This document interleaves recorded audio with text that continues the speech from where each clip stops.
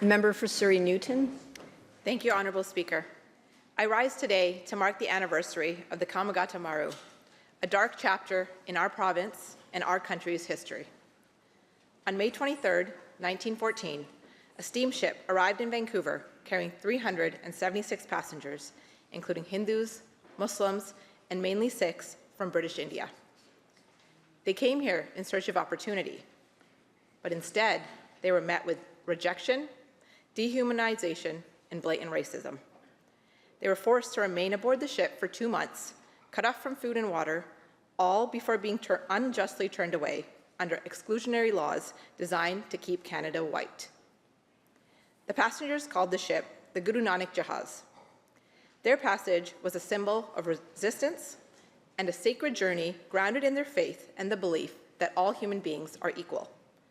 However, that belief was met with closed doors, and the consequences were devastating, with many passengers facing violence, persecution, and even death.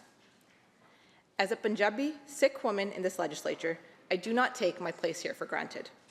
There was a time when people who looked like me had no path to citizenship, when we could not vote in this province, and when we had no rights in this very house where I stand today. Honourable Speaker, I think often about the sacrifices those passengers made and the struggles of the South Asian pioneers who came before us, many of whom faced open hostility and racism. Their ongoing resilience is what made space for families like mine to come to Canada. But I also think about how today, more than a century later, racism persists, now aimed at international students who are scapegoated, migrant workers who are treated as disposable, and refugees who are looked upon with suspicion instead of compassion.